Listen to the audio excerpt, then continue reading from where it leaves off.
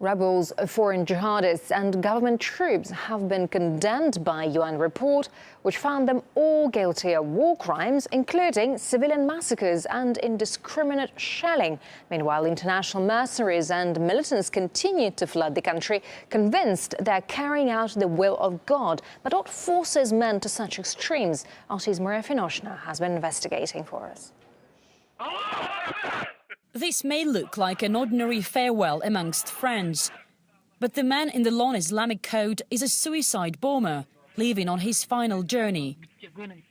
This is his last conversation with his elder brother, in a car that is supposed to take him to the walls of the central prison in Aleppo, Syria, and then explode, sending him to paradise according to his beliefs.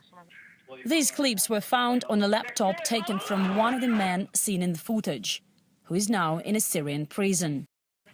He calls himself a Raushan, came to from a former Soviet republic to fight.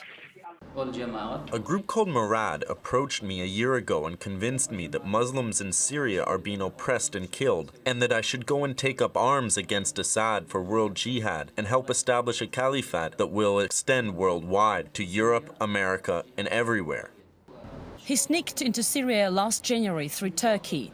In Istanbul, two men who said they were from Al-Qaeda met him and accompanied him to Syria, where he joined a large bombing brigade run by an Egyptian jihadist.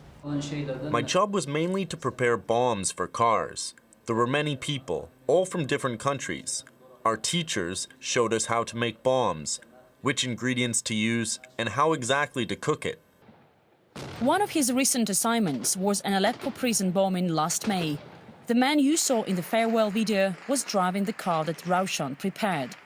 Raushan brought his entire family to Syria, including his 5-year-old son.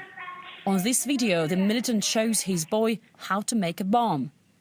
They say after a father dies, the son should continue the jihad. I don't know what Allah prepared for me, but we have to finish what we started. We spoke to Raushan at the Air Force intelligence jail next to a military airport in Damascus.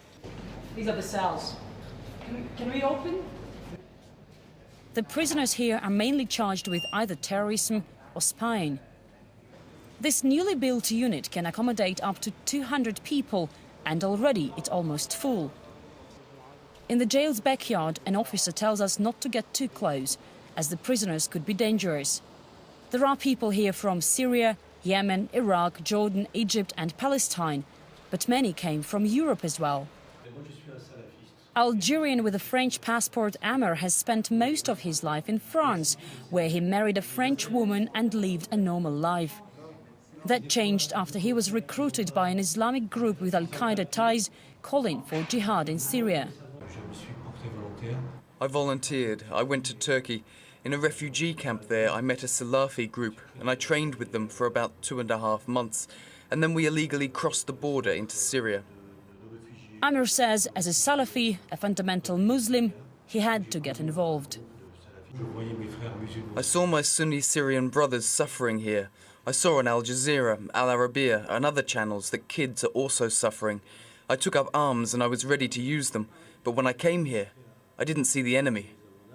In a separate building, they show us weapons, including handmade bombs and grenades seized from militants.